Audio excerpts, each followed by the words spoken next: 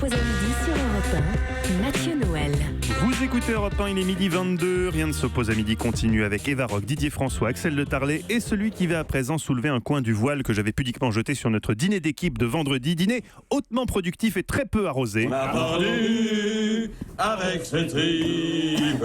Alors Guy Carrier, à l'issue de cette réunion de travail, vous avez rédigé un mémo de synthèse qui, à mon avis, va devenir le document de référence pour tout DRH souhaitant organiser un team building. Oui, effectivement, Eva, rédactrice en chef et surtout égérie de cette émission, avait organisé ce dîner destiné à resserrer les liens de l'équipe, ce que vous appelez effectivement un team building dans le langage des DRH qui se la pètent. Alors tout d'abord, le lieu, là, chers auditeurs qui avaient l'habitude d'entendre Mathieu Noël évoquer des prestigieux établissements gastronomiques qu'il fréquente et dont l'addition qu'il passe en note de frais d'un montant équivalent au produit national brut du Cameroun, je vous laisse imaginer ma surprise lorsqu'arrivant le premier à l'adresse indiquée, je me retrouvais dans une pizzeria, au point que, pensant m'être trompé, je marquais un temps d'hésitation dans l'entrée, bousculé par des livreurs casqués, les bras chargés de carton à emporter. Bon, un rapide plan de table. Nous étions 6 sur la banquette. Anne-Charlotte, rédactrice en chef adjointe, Mathieu Noël et moi. En face, Philippe, notre réalisateur, qui passa la soirée à suivre avec fascination la chorégraphie dans l'espace de la poitrine d'Anne-Charlotte. À ses côtés, Eva, puis Sébastien Bordenave, producteur exécutif.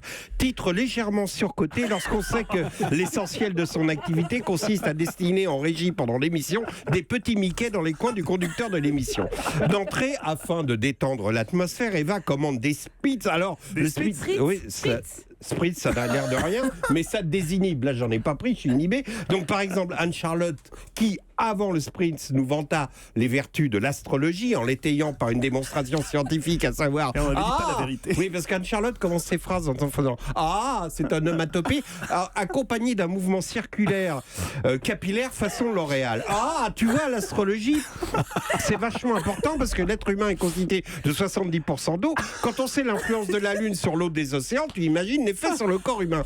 On éclata de rire, à l'exception de Philippe, sous hypnose mammaire, qui murmura « C'est fort ce que tu dis, Anne-Charlotte ». Donc l'astrologie, c'était avant le Spitz, mais après le Spitz, Anne-Charlotte s'exclama « Oh, j'ai lu... Ah pardon, j'ai lu le Kama Sutra.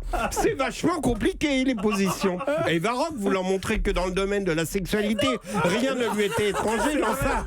Non, le Kama Sutra, c'est basé sur les animaux. Par exemple, il y a une position qui s'appelle l'étoile de mer. Ça fait comme ça. Je vous laisse imaginer, il y a les cartas, les bras, les jambes. Au moment où le mec vint prendre la commande, on lut une lueur de panique dans ses yeux. Donc Eva, pour sauver la face, lança « Bon, c'est pas tout ça, on est là pour bosser, quelqu'un a des idées. » Mathieu, sous l'effet du vin de Sicile, répondit « Et si on invitait des invités ?» Oui, la répétition. Personne n'osa lui dire que c'était pas du tout la ligne éditoriale de l'émission.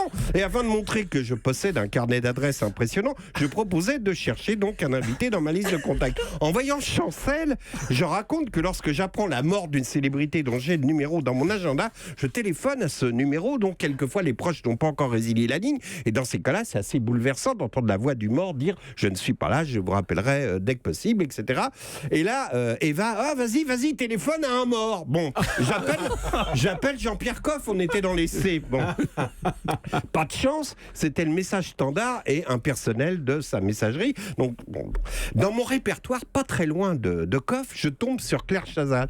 Donc je dis, ah bah si vous voulez, je peux avoir Claire Chazal. Tu vois, genre, je me la pète, je la connais. Mathieu, ah bah oui, moi aussi, je la connais. Eva, moi aussi, je la connais. Anne-Charlotte, moi aussi, je la connais. Bon, tout le monde connaissait Claire Chazal, donc on dit, ah ouais, d'accord, on invite Claire Chazal. Eva dit, bon, bah je crois qu'on a bien bossé. On va commander des desserts et du limoncello. Samedi matin, Eva Rock envoyait à chacun de nous un SMS de synthèse qui disait « Résumé du travaux de cette team building ». Il est authentique, le SMS. « Nous inviterons Claire Chazal bientôt, peut-être. Je suis très fier du travail fourni hier soir, vous êtes formidable. J'ai posé le téléphone sur la tablette de ma salle de bain, le temps de ma douche. En sortant de ces dernières, un nouveau message sur mon téléphone disait « Il y a 3 minutes, Jean-Pierre Coff, appel manqué. » C'est là que j'ai compris le sens de cette soirée et mon nous vivant, n'attendons pas que la mort nous trouve du talent. Mais le pire pour la première fois, Guy, c'est que tout est vrai. Il n'y a pas une seule invention dans cette chronique, c'est très bien raconté, mais tout est vrai, c'est effarant. J'en Ça avais fait 8 peur. pages, j'ai réduit à 2,5. La soirée, Je tiens à la disposition des auditeurs les 6 pages manquantes. ça peut être intéressant sur europe1.fr.